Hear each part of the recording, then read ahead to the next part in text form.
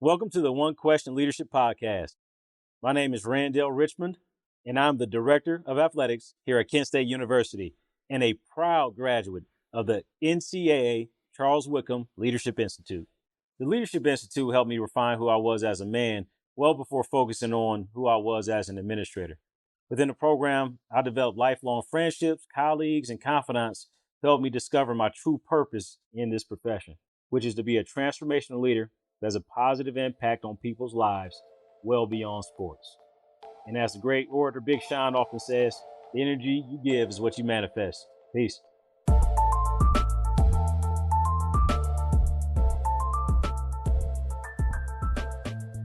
Greetings, this is Ty Brown, and welcome to the One Question Leadership Podcast, where we highlight executive and organizational leadership. Be sure to follow us on Twitter and Instagram at 1Q Leadership. We are joined by Sean Frazier. Sean is the Vice President and Director of Athletics at Northern Illinois University. Greetings, Sean. Thanks for joining us. I appreciate it. Thanks a lot, brother. Appreciate it. We also have Lauren Bullock. Lauren is Assistant Professor at Temple University. And Lauren, you also do some work with Stretch. You are co-founder and chief operating officer. Tell us a little bit about what Stretch is. Yes, Stretch. We work with sports professionals on coaching in terms of communication, executive presence, and leadership development. We work with both professional and college coaches and administrators to ensure that they're able to communicate their values, their philosophy in different spaces as they're connecting and building relationships. Which is excellent. I wanted to have you on, Frazier, like we usually talk. Whatever's pending, let's just have a conversation about it, wherever the conversation goes. There's a couple big things in the world that specifically coaches in general are worried about. And I think if coaches are worried about it, ADs are worried about it. NIL and transfer portal are two things that are top of mind when you talk about coaches. And in my thought process, where I talk about leadership and organizational development, you think about culture. You being a former coach, you being around athletics for as long as you have, I wonder about your thoughts on that. Yeah, no, I appreciate you having me. It's interesting because that piece of it is so much important to the overall outcomes, right? So the first part of that is that understanding that, this onboarding is could be a short period of time. And then the other piece of it is that your culture has been built up over time. All right. So to fast track something that's been done over time, that's tough. Right. That's a tough situation. So I think for the first thing it is that, especially with the the portal, on the portal side, is that, you're always constantly re-recruiting now, both staff and students. So you can't just, okay, we've installed it this week. Y'all should know it by now. It's an ongoing process. So it takes everyone, all the senior managers, all the direct reports, all the incoming or newbies to your organization. You're constantly re-emphasizing that this is a re-recruit or a understanding of the things and core values that are important to our organization. So it's a lot, right? So for the coaches, it's, you got to re-recruit your kids. Well, the seniors? Yeah. Because if you don't, now you're people looking out the window, they're being enticed, they're being, talked to by both family and other entities that might want them as a part of their organization. So I think that part of it is a critical component. And they bring that institutional value that, you get it from some staff members, but those seniors are the ones who have seen everybody come through. They've heard all the speeches, the phrases every year that they choose, and they're the ones that will become your choir. Like they'll preach for you when you're not in those spaces. Like, I like him. He's a good person. Like, let's go with them. Yep. When, as you're trying to share all that information, I think people miss that part in the culture. They overlook it. There's also this aspect of, it's not just a coach dealing with players coming and going.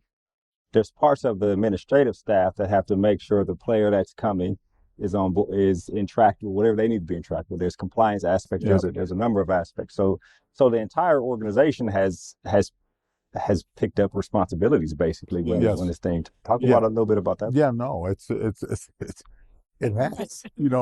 I'm almost speechless based on everything we're talking about. Yeah. So from the new, we've got the new guidelines for the transformational committee, hot off the press, January 3rd. But we've been living it through the process of development. Taking a look at the new mental health standards, the new standards in diversity, equity, inclusion, and belonging. All the different components around scholarship athletes. There's so much. And we're already taxed and we've been kind of exposed as an organization, especially in higher ed, and I would even say other organizations, because COVID really tested us. COVID made us think about and go through a process of discovery about where we're the most vulnerable. And I think ultimately the staff folks have been overworked, over maxed out, mental health issues associated with that. And then, those extroverts like myself who are used to, being out in the public and now reduced to being on Zooms and Teams and all these other things, that's played a significant part on interactions and mental health. So yeah, we're tired.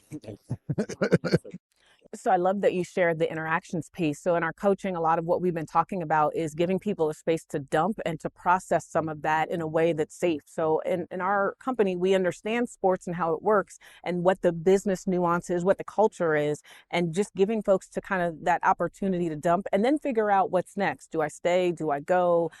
Has been super helpful in preventing burnout, which is a lot of why we're trying to get some outreach, as well as the Zoom part. It takes a different skill set to communicate on Zoom. And I don't think people realize that. And that adjustment has been incredibly hard, but it's doable. I think about if you saw your favorite Instagram or TikTok or Facebook person, or even if you watched a movie and you saw your favorite person walking down the street, you'd be like, hey, I know you. I watched your videos, right? You wouldn't hesitate to. You feel like you have a connection, but most folks don't think about it because we weren't forced to think about it in the ways that we were in COVID. Yeah, 100%. You got to do it. I wonder about with Stretch, if let's say NIU were to engage Stretch for services with their coaches. Talk to us a little bit about how Stretch would talk to the coaches in terms of coaching them up, whether it be one-on-one or as a staff or something in this culture and the communicating value for incoming kids through the portal.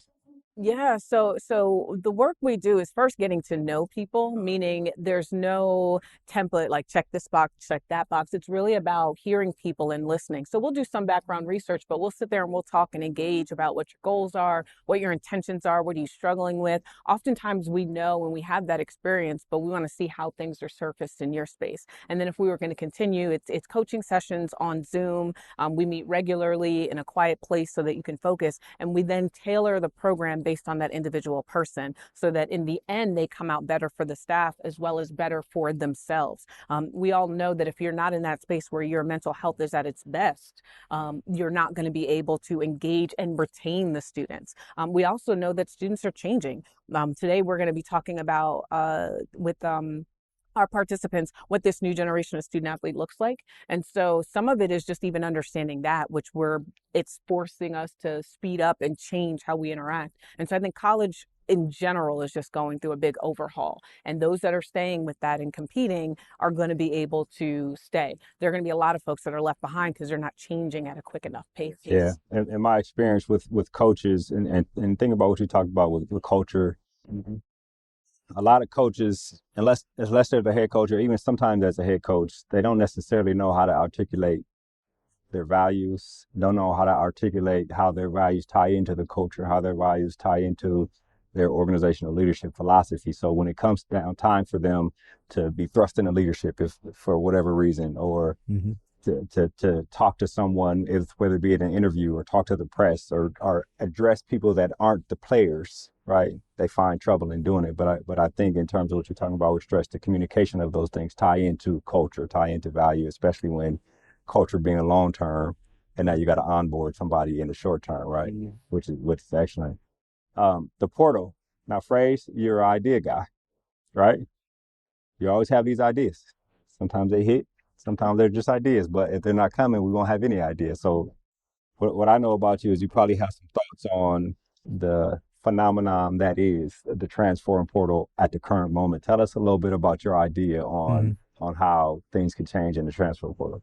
Yeah, so it's interesting because I've had this conversation with the NCAA on data sets, taking a look at folks that are in the portal and what populations and and what is happening to those individuals that don't go to another institution and they're on full scholarship. So the real concept that we've been as a leadership team taking a look at, and working with Lead One and Tom McMillan and Moa, Stan Johnson.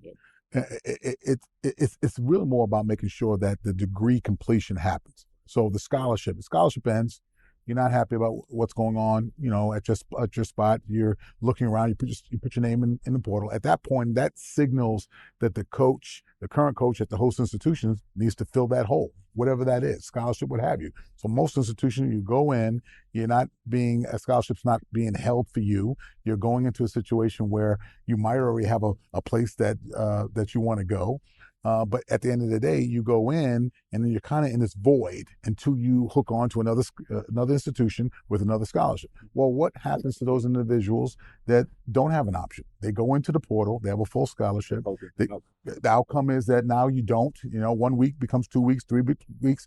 You look back in the rear view mirror, you don't have a scholarship any longer. It's done. Now what do you do?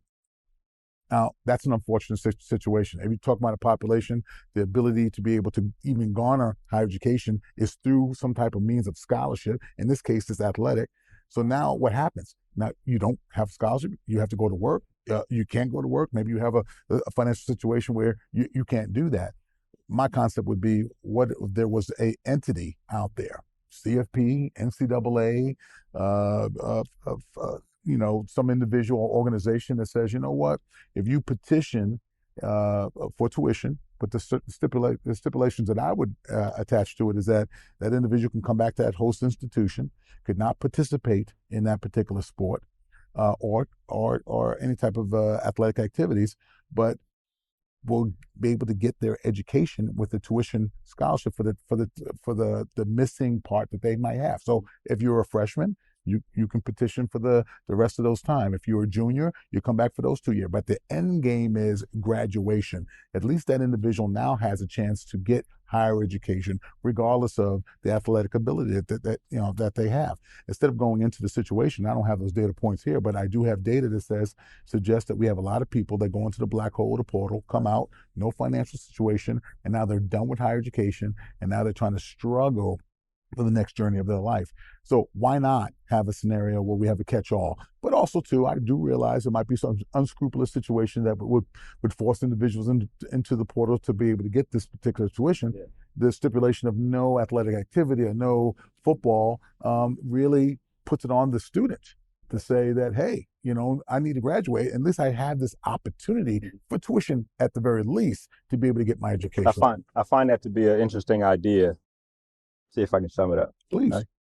I go into the portal. If I haven't already been recruited, right, tampered with as a student, whatever athlete, it is, right. But I go into the portal thinking I can find a better situation somewhere else. Me and the coach don't get along, whatever it is, and I get to playing time. And an option doesn't happen for me. There's no school coming to get me. There's no scholarship, but I did have a scholarship, and nothing happens for me. I have the opportunity to go back to the school that I just left. The host institution, yes. Institution. Yeah. But I wouldn't be able to participate in athletics anymore, but I would get the rest of my school paid for it. Yeah, you would go through some type of application process like any other scholarship.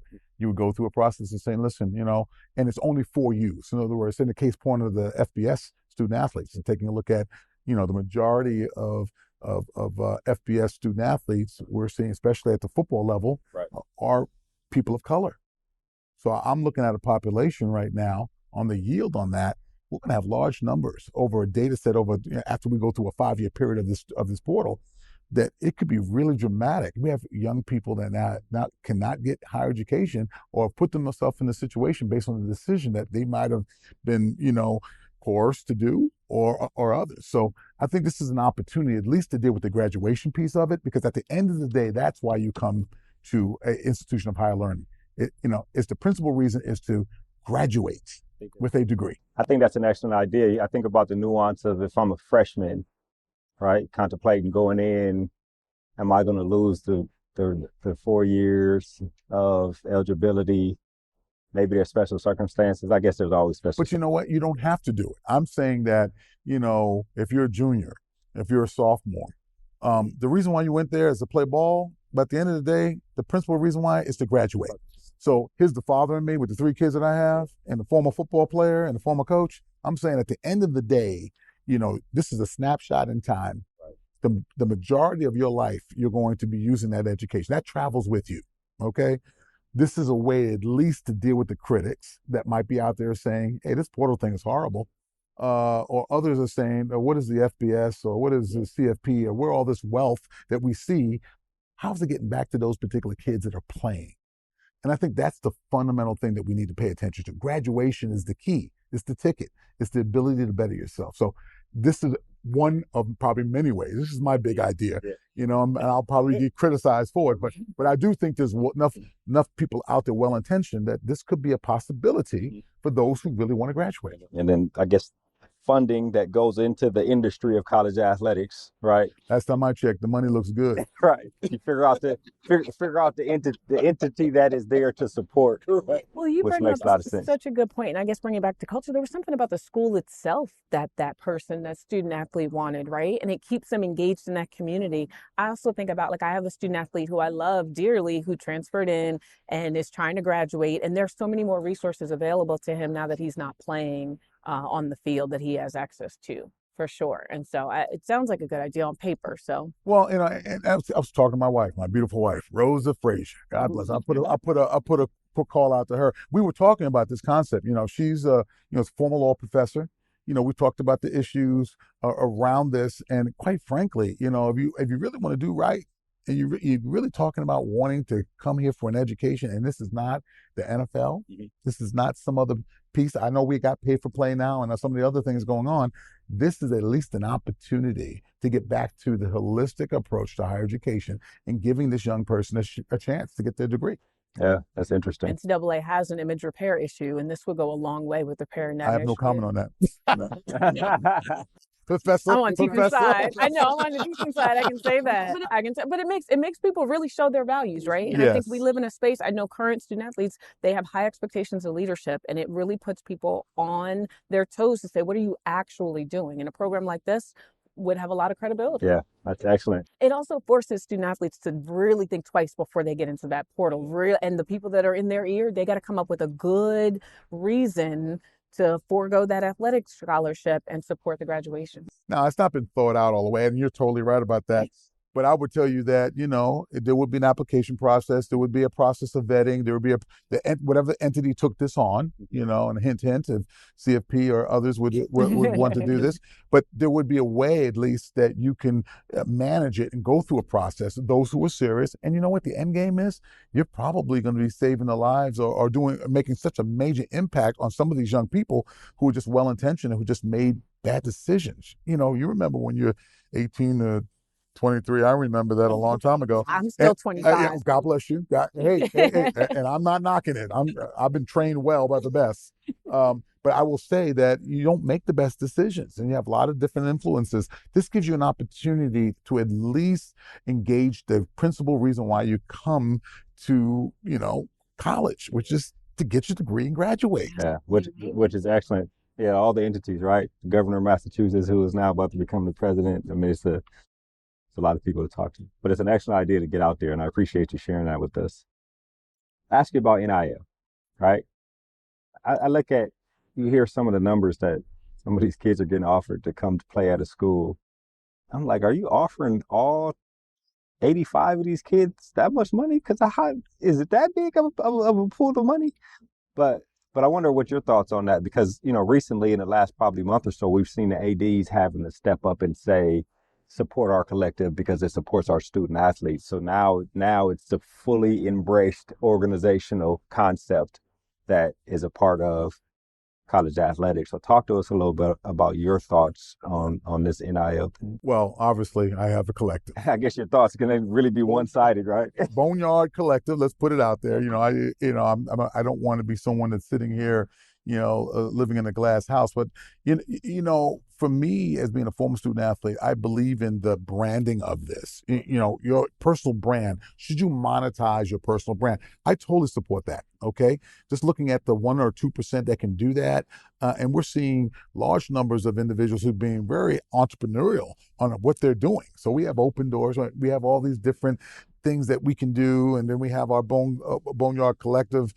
The bottom line is this going to enhance the experience and give education to our young people? So again, the snapshot in time I'm talking about, this 4 or 5 years, and then in life, is this going to help them in life? I see this as a great educational opportunity. So I'm supportive of that. I am concerned about the interference. Okay, the mudding of the waters, the phone call in the middle of the night saying, hey, if you go into the portal, you might be able to get X. Those things are unscrupulous. It's out there. It's the wild, wild west. We have to get a control of it. But I like the concept that a young person can monetize their brand. Here's the question I have, though, specifically about it is there's a somewhere in the universe, there is a theoretical line where ADs weren't talking about the collective. And then that line happened in the timeline of the universe. And now ADs are saying, hey, support our collective. Do you want me to tell you why? I know why, but I'm wondering about your thoughts on that, on why hands off at first. I think that it was so new and it was so taboo. I'm a seasoned vet, right? I'm going into 10 years at NIU, and this is not what we did. It's pay for play model. It's not the former amateur model that we all engage. But a lot of things we haven't done in the past, and now we're making changes. This one's different because it's clear that it has such a recruiting component to it. It has such a larger than life component that affects your ability to be competitive on the field, on the court, or what have you. So I think that now people are figuring, hey, you know what, this is it. We got to get with it, and we have to do it the right way. I still have a certain chill behind my back of my neck when you get an outside entity doing things. But I'll give a shout out to Jason Belzer. We've used him and with the Boneyard Collective and putting it together and actually having a framework that deals with community support and volunteerism. You're doing things for the money that you are earning. Yeah. This is not just turn the sprinkler on, the lights out before you leave, and then there's $100,000 in your sock. This is a process. And I think that ultimately, once you put it like that, it's more of a doable, understanding, educational experience than just filling up money in a box and then it appearing on your desk. You can see where it enhances the student athlete experience, right? Which is the buzz term for athletic directors. It is. I don't use that buzz term, but I've heard that. Yeah, right, exactly. It also provides additional educational opportunities, right? You want them to go and learn how to manage their money, and you want them to go be able to do that stuff. And so it gives you a little bit of money that you can help them try and figure out now if you have those trusting relationships and a culture where your philosophies and morals match your values, right? Right on. You all over it. See, the professor's legit. Yeah. Anytime you get somebody academic to back up the theories. I like her. Yeah. Well, Sean, this has been an excellent conversation. I always enjoy when you join us here on the One Question Leadership podcast, or even over at Athletic Director. There's always a good conversation for us. Thank you for joining us. You know what? Only for you, my friend. Only for you. God bless you. Lauren, also appreciate you joining us here on the One Question Leadership podcast. Thank you so much. Yes, ma'am. That was Sean Frazier. Sean is the Vice President and Director of Athletics at NIU, and we were joined by Lauren Bullock. Lauren is an Assistant Professor at Temple and also Co-Founder and Chief Operating Officer with Stretch. And of course, I am Ty Brown with One Question. And keep in mind, the role of a leader is to create and maintain an environment that people want to be a part of. And as always, be better tomorrow than you are today.